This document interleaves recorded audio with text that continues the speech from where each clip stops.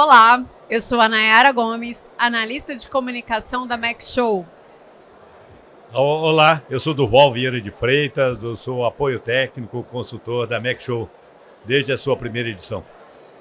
Nós estamos aqui com dois representantes da Cediza, o Silvino Canzian, diretor comercial, e o Rafael Dalla Bernardina, gerente industrial.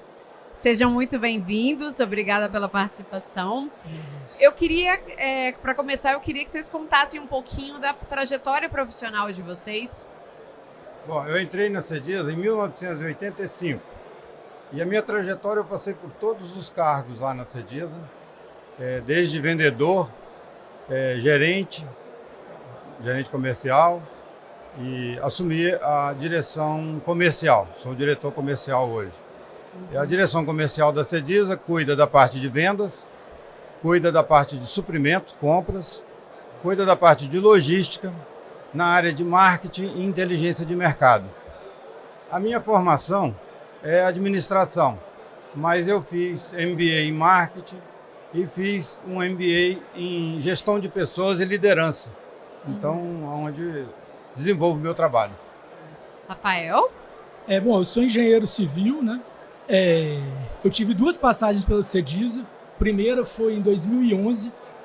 Na época eu estava ainda fazendo o curso de engenharia, mas eu fiz um curso paralelo na Dom Cabral que me deu um despertar para o mundo das finanças. E aí eu entrei na Cediza, né, no setor de controladoria, que estava sendo recém-construído lá. Fiquei lá de 2011 a 2014. Mas aí eu senti que eu devia sair um pouco para respirar novos ares, ter outras experiências, né? Então eu fiz um MBA na Copiade. Em seguida eu trabalhei na Apex, empresa de mercado financeiro. Fiquei até 2017 lá. Quando eu fui convidado para voltar para a Cediza, que enfim, a empresa da minha família, sempre tive uma admiração muito grande pela trajetória da empresa, né? E aí voltei, rodei um tempo, fiquei 1 ano e meio praticamente rodando as diversas áreas da empresa para ter uma visão mais abrangente dela e acabei me encontrando ali na indústria. A empresa tinha uma necessidade grande naquele momento de ter uma nova liderança ali, né, até uma sucessão. E estou lá desde 2019 na indústria, já tem 6 anos, né? E estamos desenvolvendo, consolidando aí essa área da empresa que você diz vem cada vez mais se tornando uma empresa industrial, né? Ela nasceu de uma distribuição, mas aos poucos fomos... Silvino, você disse que está há 40 anos lá. Então, a Cediza tem quantos anos de história? A Cediza está fazendo 50 anos esse ano. E está mudando de casa. Estamos de casa nova, aniversário de 50 anos e casa nova. Merece, né? Uma data importante, significativa assim, merece. Onde que é essa mudança? Onde vocês estavam e para onde vocês estão Nós estamos indo? aqui no Planalto de Carapina e nós estamos indo para Calogi, depois da Serra Sede. Então é uma área de 200 mil metros, onde a área de ocupação da Cediza, nós vamos ocupar 100 mil metros e lá vai ser construído um condomínio logístico também. Então outras empresas também vão fazer parte lá do conglomerado. Entendi. Eu acho que é difícil alguém da área industrial, não conhecer o trabalho da Cediza. Mas você conta um pouquinho para a gente, para quem está começando nesse setor industrial e quer saber um pouquinho mais de vocês? Bom, a Cediza, no início, ela foi uma empresa regional. A gente chegava a atingir o sul da Bahia, o norte do Rio de Janeiro e a zona da Mata de Minas. E o Espírito Santo. Então nós ocupávamos esse território e atendendo ao segmento de construção, principalmente, mas entramos na área industrial, toda a área de manutenção e construção industrial. Atendemos a indústria metalmecânica do estado do Espírito Santo e trabalhamos muito no setor do petróleo e gás. Nós seguimos, no princípio, aonde a economia estava mais forte. Naquele momento, lá na década de 80, o petróleo estava começando a se desenvolver, Macaé era um polo de desenvolvimento, nós abrimos uma unidade em Macaé. E o sul da Bahia, com o cacau, que era uma economia muito forte, também nós tivemos uma filial no sul da Bahia e atendia aquela região. E atendia o Espírito Santo aqui, é uma área mais próxima. Aham. Num segundo ciclo, nós demos um passo à frente. Nós chegamos aí a Salvador, chegamos aí a Belo Horizonte e fomos ao Rio de Janeiro. Fizemos essa rota aí, Salvador um pouco mais distante, que dá 1.200 quilômetros, e Belo Horizonte e Rio de Janeiro aí na faixa de 600 quilômetros de Vitória. Passou o tempo, na década de 90, nós fizemos um projeto de avançar pelo Nordeste. Então a empresa ela se tornou muito bandeirante. Nós fomos em áreas que a gente não conhecia. A primeira a atração era a área de mineração, através da Vale do Rio Doce, e todo o seu setor de serviços. Nós fomos para o Maranhão e fomos lá encontrar as unidades da Vale, a Vale em construção. E começamos esse trabalho no Maranhão. Fomos para o Ceará, Pernambuco, Alagoas, na usina de açúcar, Pernambuco e Ceará, duas cidades já mais desenvolvidas. E numa outra frente, nós fomos para São Paulo. Então, nós iniciamos um trabalho em São Paulo também. São Paulo representa aí 40% do consumo de aço do Brasil e fomos desenvolver esse trabalho em São Paulo. Muita concorrência, mas faz com que a gente se adapte e aprenda a ter uma eficiência operacional para atuar em qualquer região. Fomos para o Centro-Oeste, até Goiás e Brasília, então nós fizemos essa ocupação regional. Então, de São Paulo, Rio de Janeiro, pegamos a região Sudeste toda, a região Nordeste e iniciamos a região lá do Centro-Oeste. Isso é na geografia. Passando o tempo, nós vimos que nós tínhamos necessidade de desenvolver mix de produto.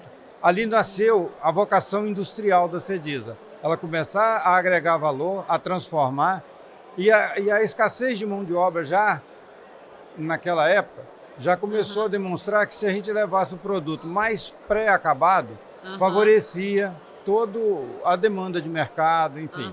Era um nicho que estava aberto.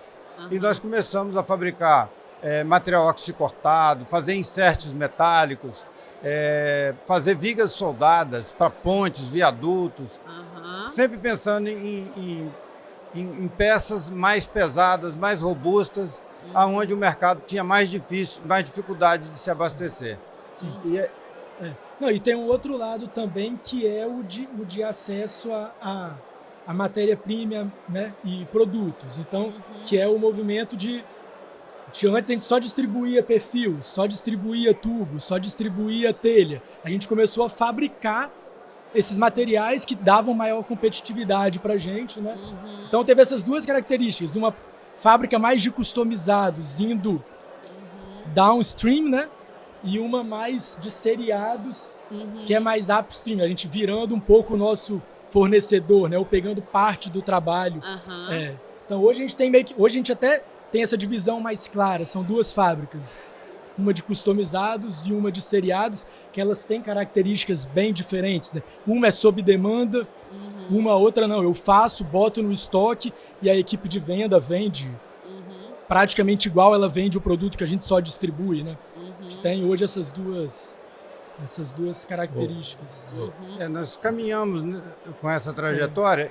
A gente começou a ter uma metodologia de que para funcionar bem, nós precisamos de três coisas. Nós precisamos de ter ocupação regional, não ter uma concorrência tão local, tão acirrada, aonde a gente distribuiu em diversos segmentos e numa região mais vasta. Hoje nós ocupamos o Brasil inteiro.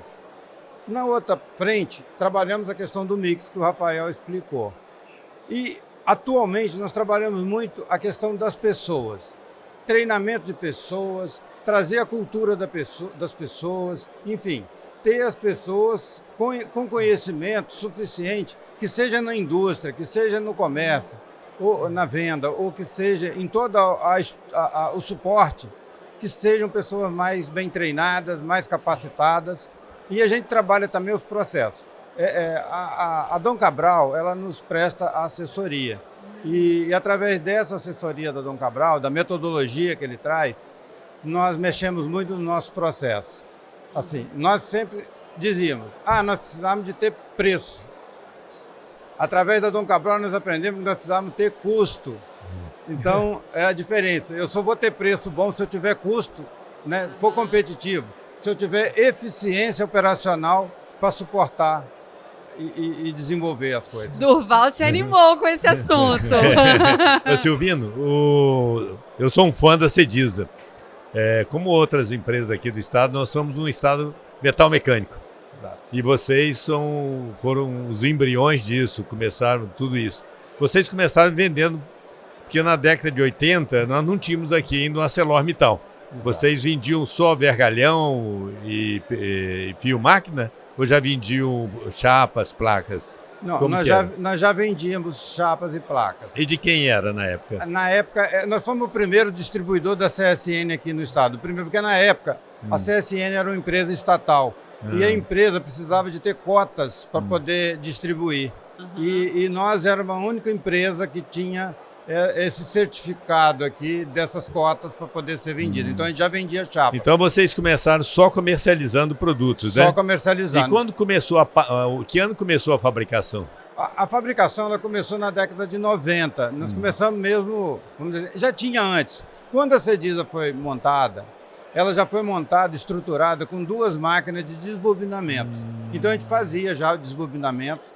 Ali no início da década de 90, nós colocamos máquina de fabricação de telhas metálicas.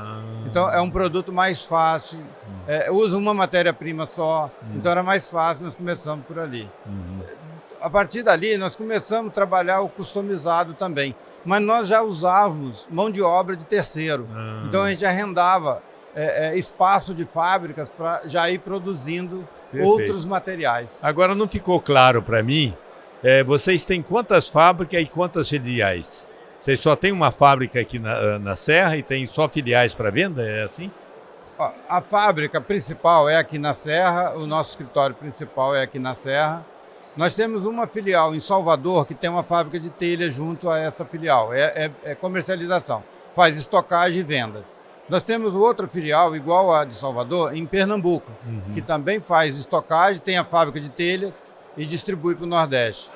Nós temos uma fábrica hoje em Volta Redonda, que também já está produzindo. Lá tem acerta vergalhão, a gente compra em bobinas e ele aplana esses vergalhões e corta no tamanho que o cliente precisa. E tem máquinas de fabricação de telhas, lambril, que é um material para fazer portão, portas. Então vocês têm uma fábrica central aqui no Espírito Santo e tem 4 unidades, uma em Pernambuco, Salvador, Bahia. E no nosso modelo, isso é com estoque e fabricação. Mas dentro do nosso modelo comercial, hoje, nós temos unidades chamadas pontos de vendas. Então, esses pontos de vendas, nós temos um em Fortaleza, foi inaugurado no ano passado. Nós temos um ponto de venda em Cuiabá, no Mato Grosso. Nós temos um ponto de venda que inauguramos o mês passado em Luiz Eduardo Magalhães para atender o Oeste Baiano, que vai até o Piauí. Área agrícola muito forte. Área agrícola, exatamente. Então, Cuiabá também, nós já estamos trabalhando na área agrícola. E vamos inaugurar em outubro um outro ponto de vendas em Campo Grande, no Mato Grosso do Sul. Aí nós estamos focados na área agrícola, num segmento. Nós temos um escritório de vendas no Rio de Janeiro, para atender a cidade, toda a Grande Rio e o sul do Rio. E temos um escritório em Macaé, que atende Macaé e o norte do Rio de Janeiro. Que legal. Então, a gente está trabalhando, e dentro do nosso projeto, a cada 2 anos, a cada ano a gente ter 2 escritórios. E cada ano, a partir do ano que vem, cada escritório, um escritório que estiver performando melhor vira filial. Perfeito. Rafael, qual a quantidade de aço que vocês processam e vendem por mês? A gente está processando ao redor de 7.000 toneladas mês e distribuindo total, né, o que produz e o que só distribui somados ao redor de 12, né? E qual o principal mercado de vocês? São Paulo? 40%, você falou? Não, o nosso... Olha, hoje se você pegar Nordeste e Sudeste, são os dois juntos, né? Mas se olhar estado, Bahia, Espírito Santo, Pernambuco e São Paulo. E Rio de Janeiro, né? E São Paulo, nessa ordem. Então você está dizendo que o nosso Nordeste está evoluindo, né? O consumo de aço está melhorando no Nordeste? Com certeza. Com certeza. Tem uma vantagem para nós atuar no Nordeste, porque o aço sempre é produzido no Sudeste. Então, o Nordeste tem pouca fabricação final de aço. Então, todo esse aço tem que viajar do Sudeste para o Nordeste. E nós estamos mais próximos do Nordeste, então a gente ganha. É uma vantagem competitiva. Mas tem uma vantagem competitiva na logística. Embora hoje a gente está na outra perna do frete, a Arcelor como fornecedor fica muito próximo. Nós estamos aí a 5 quilômetros da Arcelor. Então a gente tem um custo de frete na entrada competitivo e nós estamos mais próximos desse mercado do Nordeste, onde a gente também fica mais competitivo na saída. Faz com que a logística nossa para o Nordeste é muito eficiente. Isso que é uma grande vantagem mesmo. uma vantagem. Agora, vocês estão indo para a fábrica nova. Isso aí vai aumentar essa capacidade de produção de 12 mil mês? Com certeza. A gente está em processo de mudança, né? A gente iniciou a mudança de forma mais intensa ali em maio. Estamos concluindo esse mês, mas eu acredito que já a partir agora no segundo semestre ainda a gente já começa, eu diria que dobrar. Se essa capacidade hoje é de 7... Dobrar a capacidade? Não, eu acredito que agora em setembro, outubro, eu já consigo ter uma capacidade produtiva de mais de 10. Hoje... Obviamente, você tem um processo, né, de ramp-up ali dos novos equipamentos que vai acontecendo e junto na demanda, né, eu preciso estar com isso casado. Não adianta eu produzir se eu não tiver a demanda vindo junto. Então, é uma construção para ir acontecendo, eu diria, ao longo dos próximos 2 anos, né? A gente fazer essa migração. Hoje vocês vendem mais o produto trabalhado, ou seja, com valor agregado, ou produto direto da siderúrgica? Não. Dessas 12 mil toneladas? Dessas 12 mil, 7 mil passam por processos industriais dentro da Cediza. Mas dessas 7 mil, mais de 6 é produto seriado. Ou seja, é produto que eu produzo, boto na prateleira e distribuo. E ao redor ali de 500, 600 toneladas é o que a gente chama de aço customizado, onde basicamente a gente pega a chapa e trabalha ela em dimensões, especificações já do jeito que o cliente precisa. Vocês têm metalon também? Fazem tubo? Sim, fazem. Sim. E isso representa quanto na produção de vocês? Hoje isso é aproximadamente 20%. 20%? 20% da nossa produção.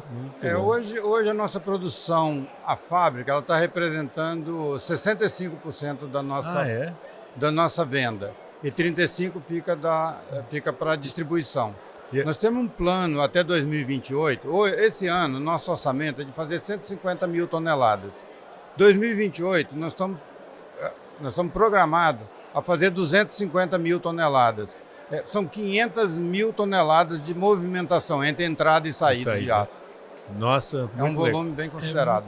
Nessa situação toda que vocês estão vivendo hoje, qual é o maior desafio de vocês hoje? É matéria-prima? É pessoal? É logística? O que é o grande desafio para vocês hoje? Nós consideramos, porque no momento que tem uma escassez de mão de obra e o crescimento que nós estamos implementando, sempre a mão de obra é o ponto mais frágil. Matéria-prima não é problema, não? Não é problema. Matéria-prima logística é problema? Não é problema. Então mão de obra é o desafio. É o principal. Principalmente à medida que na fábrica nova, né, que a gente vai migrando para um maquinário mais tecnológico, a gente vai precisando de cada vez mais de uma mão de obra mais capacitada, mais comprometida e que você tem uma continuidade, né? Aquela rotatividade, ela é a pior coisa que tem. Então eu diria que você formar uma equipe consolidada, que tem experiência nos nossos equipamentos, que dominem ali a produção, eu acho que é um desafio. Quantos funcionários vocês têm hoje? Total? São mais de 500. Já está chegando a 600 funcionários. Quantos no Espírito Santo? O Espírito Santo é a maioria. Nós devemos ter aí 75% no Espírito Santo. E o que vocês estão fazendo para superar esse desafio da mão de obra?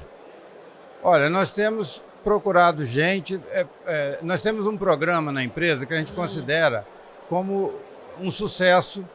É o programa chamado Talentaço.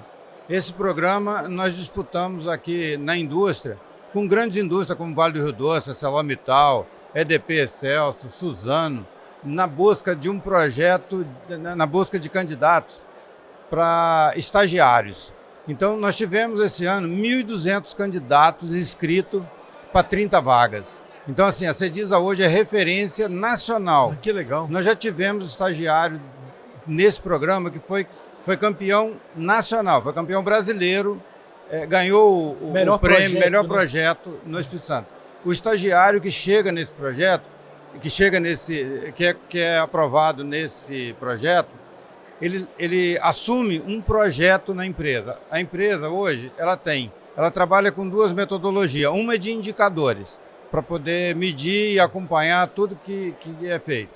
E na outra ponta, são projetos. É o projeto que faz a gente se desenvolver. Projetos estratégicos, né? Isso tudo no planejamento aprovado, no planejamento estratégico. A gente traz esses estagiários, que são pessoas que estão em formação muito próximo já de se formar, já terminando o seu curso, então vem com capacidade. É uma maneira da gente trazer pessoas que atualiza todas as metodologias que a universidade está implementando. A gente traz para dentro da empresa, a gente dá apoio, premia pelos projetos, a gente faz um concurso interno para ver quais projetos são os melhores, e isso vai para a Federação das Indústrias, para poder, lá na Findes, para disputar o prêmio IEL, e lá, vamos dizer assim, concorre com esses outros projetos. Esse processo demora quanto tempo de capacitação, de transformar um estagiário desse em um profissional? Olha, a gente diz lá o seguinte, a gente forma ele em um ano. Ou a gente absorve, ou ele vai para outras empresas. A preocupação nossa é fazer a formação da pessoa, é a capacitação, independente de se ela vai ficar com a gente ou não. E quantos vocês formam por ano? Nós inicia o projeto com 30 pessoas, mas normalmente passa por esse projeto 40, às vezes até 50. Por ano? Por ano. Parabéns. Muito interessante. Que notícia boa. É muito legal. Muito legal. Muito e é legal. Engraçado porque desde que vocês começaram a falar, vocês falaram dos 3 pilares de vocês, falaram do treinamento de pessoas. Eu lembrei de uma fala sua, Durval, em um treinamento que a gente fez lá na consultoria, do seu papel, que você gosta de desenvolver pessoas também, né? E qual que é a importância desse desenvolvimento de pessoas para a indústria brasileira, para o desenvolvimento da indústria capixaba, para o desenvolvimento da indústria brasileira de forma geral? Eu vejo o seguinte, para mim, eu já acompanhei mais de 4.000 empresas pelo Brasil. As empresas que têm mais sucesso, eu até brinco isso, é a que tem um centro de treinamento. E a que tem mais sucesso são aquelas que formam gente dentro de casa, que são pessoas comprometidas, elas adquirem desde o início a cultura da empresa. Então ela vive aquilo. Mas o segredo não está só na formação, está na seleção dessas pessoas. Você tem que fazer um bom... E isso a Fundação Dom Cabral é mestre nisso. Para fazer um curso da Fundação Dom Cabral, por exemplo, ele passa por um teste. Para a empresa entrar no programa da Fundação Dom Cabral. Então, para você contratar alguém para saber se está dentro daquilo que você é importante. E depois ele sendo novo... Ele vai adquirir os hábitos, os costumes e absorve e aquilo desenvolve dentro daquilo que a empresa espera. Eu sou fã de formação de equipe, de pessoas. Você traz uma estrela de fora, ela traz todos os vícios, pode ter alguma virtude. Normalmente as empresas que trazem de fora, trazem para pontos específicos para suprir uma lacuna. As que têm sucesso formam em casa. Vocês permitem citar aqui, eu cito a Estel, a Imetame, essas de sucesso, nossa, todas elas fizeram isso, sabe?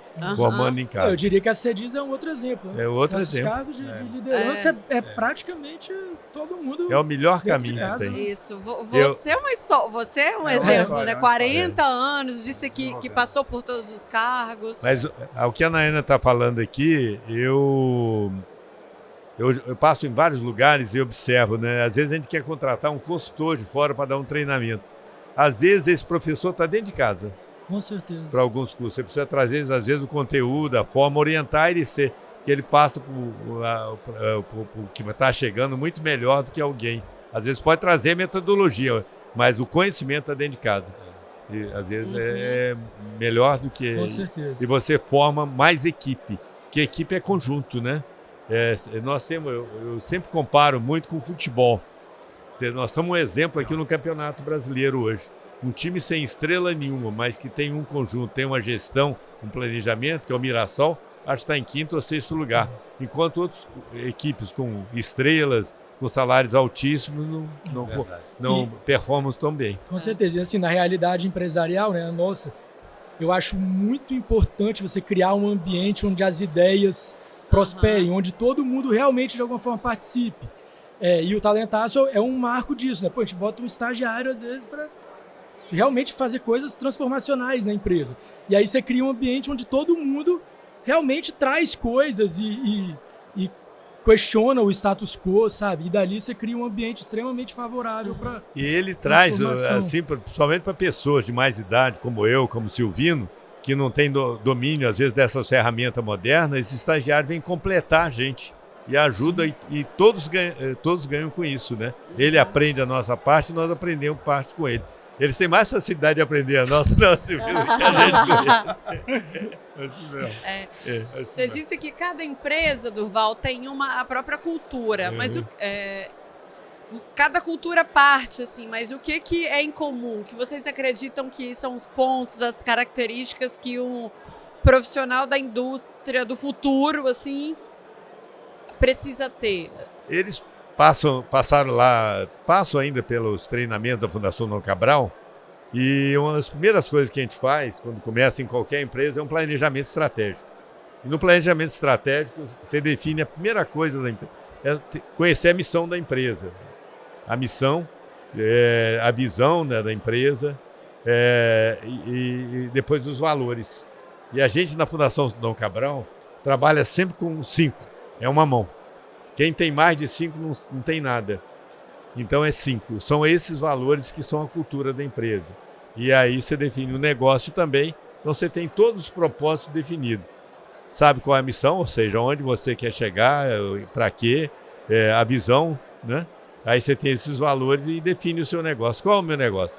Eles começaram, basicamente, com o que eles são hoje, só aprimoraram. Eles começaram vendendo e já fazendo algum trabalho. Eles foram verticalizando esse trabalho aqui, aprimorando, trazendo outros produtos. Ou seja, eles não estão perdendo foco no negócio deles. Eles estão trabalhando dentro do foco deles. Eles não ficam atirando em tudo.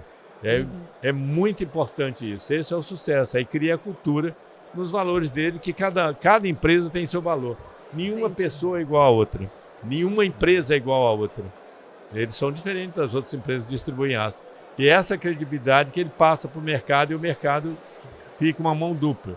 O cliente vê nele aquilo que ele tem e eles se complementam e fazem um bom negócio e todos crescem. Não sei se vocês concordam com isso. Eu concordo, sim. Eu sou fã, assim, da cultura. Tá bem sedimentada dentro da Cediza. E qual é a cultura da Cediza? A cultura da Cediza é de respeito, seja cliente, seja fornecedor, que seja a comunidade, que seja o governo, é de respeitar regras e leis. E essa honradez, ela vem desde os fundadores. Ele traz isso e conseguiram passar através do exemplo. Não era o que ele falava, é do exemplo. Isso contamina, isso inspira a gente no dia a dia. Lá a gente tem um valor que diz, que fala sobre o cliente. Que ele fala assim, que nós trabalhamos, atender o cliente ganhando junto. Então eu acho que quando a gente faz essa divisão e respeita, eu acho que respeita um fornecedor onde a gente não tenta tirar tudo. Eu acho que a cadeia produtiva, vamos dizer assim, tem que ter seus ganhos, tem que pagar seus custos.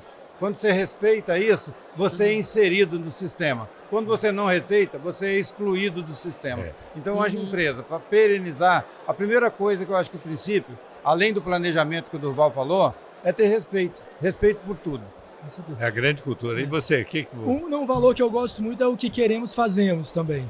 Que ele vai um pouco nessa pegada de você não é na primeira dificuldade ali que você vai desistir, sabe? As dificuldades vão aparecer, mas a gente junto, na mesma direção, a gente vai vencendo elas, né? Então eu acho isso bem legal. E isso permeia muito no dia a dia, né, cara? O tempo inteiro é dificuldade, a superação de você gostar do desafio, de superar o desafio, é o ambiente que eu acho que a gente está criando. Olha, vocês estão me surpreendendo. Eu convivo com a Cediza há muitos e muitos anos, né, de respeito. Eu sempre que trago alguém de fora aqui, de outro estado, levo lá, porque eles estão sempre de portas abertas, mostrando. Isso é muito bom. Mas eu gostaria de saber de vocês o que vocês pensam do futuro da Cediza, cada um em separado. Olha, a Cediza é uma empresa que na dinâmica dela e dentro desse planejamento a gente tem... O Rafael, ele está no plano de sucessão. A empresa hoje, ela já está no programa de sucessão, os novos sucessores. Então nós, que já estamos há mais tempo na empresa, a gente já está passando, a Lara está lá no setor de suprimento, já está lá comigo e eu estou passando tudo para ela. Eu falei assim, daqui uns dias nós não vamos fazer mais nada, eles que vão fazer tudo. Então, assim, é exatamente passar o conhecimento que a gente adquiriu no tempo, como que a gente fez para vencer em momentos, porque, vamos dizer assim, o mercado ele não é uma linha reta, ele tem curvas. E a gente passar que ou que seja no momento bom, ou que seja no momento ruim, os dois vão passar. E como suportar. O Rafael citou aqui o que queremos, fazemos. Isso aí traz a tenacidade, né? De você suportar momentos difíceis. Então, eu acho que a empresa é ir se consolidando com essas ideias e fazendo esse planejamento cada vez mais longo, embora tenha que ser ajustado, porque no país as coisas mudam muito e a gente tem que estar atento para poder continuar acompanhar essas mudanças. Exato. E como a Mac Show pode ajudar? Vamos aguardar ele falar do futuro. Só falar um pouquinho de como que eu vejo. Assim, eu acho que a pegada que a gente está é muito da eficiência operacional, né? Então, assim, eu imagino a Cediza no futuro cada vez mais eficiente, olhando para dentro, mas também entregando eficiência para os clientes e para o mercado, entendeu? Então a gente cada vez mais fornecer soluções. Nossa missão é, né, transformar o aço em solução. Então eu fazer isso, eu cada vez mais eu tornar os meus clientes mais eficientes e no final das contas o Brasil como um todo mais eficiente, sabe? Eu acho que o aço ele tá no DNA do aço a eficiência. Mas a gente tem um caminho muito grande ainda no Brasil para ser de fato eficiente. A gente vê, às vezes, o aço não sendo usado porque o restante da cadeia, às vezes, não acompanha. O que você mais vê é uma obra de aço que ela sobe rapidão e o restante depois fica. Você sobe o esqueleto em um mês e depois fica um ano o resto vindo, sabe? Então, eu acho que tá nesse ecossistema para transformar cada vez mais as nossas construções, elas serem mais eficientes e o Brasil junto, eu acho que é o... É não vender o aço, né? É vender as soluções do aço. Exatamente. É diferente você vender um produto ou você vender a solução do produto, né? Nós temos no Brasil, nós terminamos há pouco ali o painel com a ArcelorMittal, com a Vale e com a Samarco. O Brasil consome em torno de 110 quilos de aço por ano, por habitante. Aqui no estado, pelos meus cálculos, nós estamos com 150, 160 quilos. Nós estamos bem acima da média em função do trabalho de vocês e do nosso setor metal mecânico. A Mac Show vem agregando isso. E vocês, eu vejo, um país desenvolvido tem alguns indicadores que mostram isso. É o consumo de energia, é o consumo de aço, e isso vem da renda per capita, né, que nós temos. Vocês acreditam que a gente possa, pelo que vocês têm demonstrado aqui na conversa, que nós podemos aumentar mais no Brasil esse consumo de aço, né? Agora a gente precisa dar as mãos com a siderúrgica, todos, nas universidades. Você vê que as nossas escolas não têm curso de estrutura metálica, mas tem curso de cálculo em estrutura de concreto. Sim. Então eu acho que nós distribuidores, nós processadores de aço, nós produtores de aço, olhamos muito para dentro. Eu acho que a gente tem que olhar para fora no sentido mais amplo.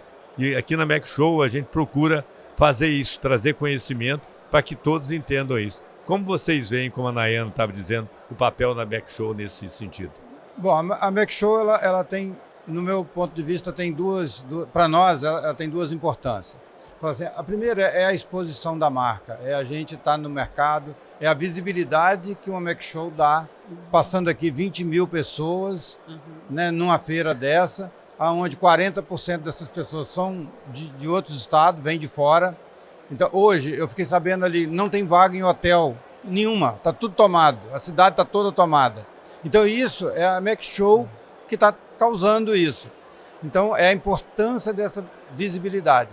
A segunda coisa é essa troca. Você está numa feira e ver o que o outro está fazendo, ver o que tem de novidade. É você ter um network conhecendo coisas novas que estão sendo feitas. Então, eu penso que esses dois caminhos, eles não são bons, não, eles são ótimos. Né? Eu acho que o Espírito Santo está de parabéns em ter uma Mac Show aqui no estado, trazendo tanta gente. E outra coisa, as pessoas que estão aqui são pessoas de negócio, eles estão inseridos. Aqui não é uma feira de moda, então não tem ninguém passeando aqui. As pessoas que estão aqui, eles estão aqui atrás de negócios. O que eu achei interessante na sua resposta, Vitor, de escutar também o Rafael, é que nós não estamos preocupados aqui em aumentar tanta quantidade de visitantes, é qualificar isso. Nós temos que melhorar a qualificação dos compradores, das pessoas que venham discutir e debater com a gente. Isso é que vai trazer oportunidade de empregos qualificados para os outros também. Mas qual a sua opinião, Rafael? Não, eu acho assim, um ambiente muito inspirador, sabe? Você acaba juntando um grupo de pessoas que gera trocas muito interessantes. Você está no stand, está conversando com um cliente, aparece um fornecedor ao mesmo tempo e juntos ali você vê quantas coisas, quantos desafios em comum e quantas soluções juntos ali, sabe? Você pode dar. E a coisa que aqui vai acontecendo quase naturalmente, né? Por estar todo mundo...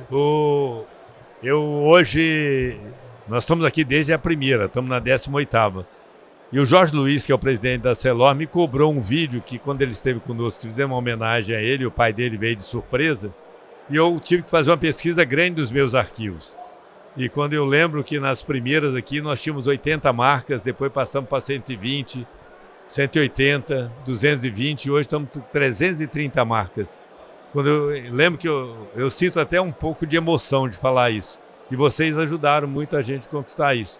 Vocês acreditaram, vieram para aqui, vocês já tinham uma marca forte.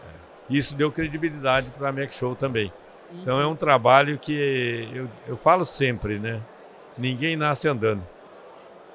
Foi uma construção que a gente vê que a Mac Show está consolidada, mas eu falo sempre para milanês também, sabe, Silvino e Rafael? Como a empresa de vocês, a gente não pode parar. Quem para é o negócio, você é atropelado. Se você correr, se você ficar, o bicho pega, né? Então a gente tem que estar sempre à frente do tempo. E você aí da Cediza tem sido um exemplo para nós, tá? Obrigado aí. Vocês lembram qual a vez dessa participação? A primeira vez. Participam há quantos anos? Olha, eu não lembro qual foi, mas quando nós começamos, nós não paramos mais. Olha, é para arrepiar, tá? Obrigado. Que ótimo. É muito agradável. Se ficar, o bicho come, né? Se correr, o bicho pega. Então nós temos que estar nessa, correndo para o bicho não pegar. Que ótimo, gente. Eu agradeço. O Durval já agradeceu essa participação de vocês para fortalecimento da Mac Show ao longo dos anos, mas eu agradeço especificamente nessa edição, nessa participação aqui no podcast. Foi uma conversa assim, muito inspiradora. Eu gosto de ver pessoas que entendem, falar sobre o que elas entendem, o que elas gostam, é inspirador. A gente aprende muito, né? Aprende. Você vê o jovem ensinando a gente, né, Silvino? Eu que agradeço a oportunidade aqui de estar com duas lendas, e você também foi ótimo. Silvino, quantos anos você tem? Eu tenho 65. Você começou lá com 25, então? Com 25. Eu nasci profissionalmente lá. Antes você trabalhou onde? Antes eu trabalhei como representante. Eu fui representante de pisos, de tintas, na área de construção. E assim, eu não sabia qual é a minha vocação. Eu estudando liderança e desenvolvimento humano, eu fui ver se as pessoas que escolhem determinadas profissões, se elas escolhem porque elas têm um dom especial para aquilo. E no meu estudo, eu vi que 95% são adaptados. 5% escolhe realmente o dom que ele tem. Então, eu não sabia, mas assim, acho que o tanto que eu sou empolgado e inspirado naquilo que eu faço, eu acho que eu achei o dom que eu tenho, porque eu gosto muito. Você é feliz? Durval? Eu sou muito feliz. E você é feliz, Rafael? Muito. Você se encontrou? muito. Eu gosto de desafio, e aí Ah. melhor sair de casa sabendo que eu vou ter desafios. Você, Durval, O quê? você é feliz nessa área de industrial? Ah, É, sim, olha, os olhos já entregam. Se eu faço o que eu faço, eu acho que poucos têm a audácia de fazer o que eu faço. E como eu faço. Porque eu acho, e isso eu acho que eu passei para os meus filhos, eu sou um agregador de pessoas e de soluções. Onde eu entro, a gente consegue costurar e fazer o melhor. E me dedico muito a tudo que eu faço. Mas eu sempre quis ser engenheiro. Mas eu acho que a engenharia, ela permite você ter uma visão geral, que hoje eu sou mais que eu gosto, né? E de estrategista. Mas se eu não fosse chão de fábrica de engenharia, eu não chegava onde eu cheguei. Eu queria dar um depoimento sobre o Durval. Acho que há uns 20 anos passado, o Durval... porque eu acho que a vocação do Durval é de fazer interlocução. Ele consegue interlocução com os mais diversos pessoas e segmentos. Ele, com a comitiva aqui do Espírito Santo de empresários, ele foi no sul do Pará levar esses empresários, porque lá a Vale do Rio Doce se desenvolvendo e outras indústrias, e eu tive a honra, o prazer de estar com ele. Naquele dia, eu vi Durval fazendo coisas que eu não achava nem possível. O Durval, numa sala assim, com 100 pessoas, ele sabia o nome de 70% daquelas pessoas. A gente ia para outro lugar, o Durval, ele conseguia fazer a palestra dele e falar o nome das pessoas olhando para cada um. Eu acho que isso aí, para gente que lida com pessoas no dia a dia, é muito inspirador. Eu fiquei fã do Durval, eu estou até hoje. Que ótimo, então. Mas vamos encerrando. Isso. Porque aqui, se deixasse, tem história para 2, 3 horas. 40 anos, né? Dá para contar muita história. Pô, você não tinha nascido. Eu também não. Tá bom. Que ótimo, gente. Muito obrigada pela participação de todos vocês. Foi ótimo um papo. Agradeço a participação, agradeço a feira, que vocês aproveitem. Agora você tem que mandar essa gravação para eles. Lá, olha, claro. Nós agradecemos também. Vamos dizer assim, foi uma honra participar com vocês aqui. Tá, joia. Muito Valeu, obrigada. gente. Tá bom? Obrigado aí. Esse foi mais um episódio do Pod Show, o podcast da Mac Show, a maior feira industrial do Espírito Santo. Obrigada.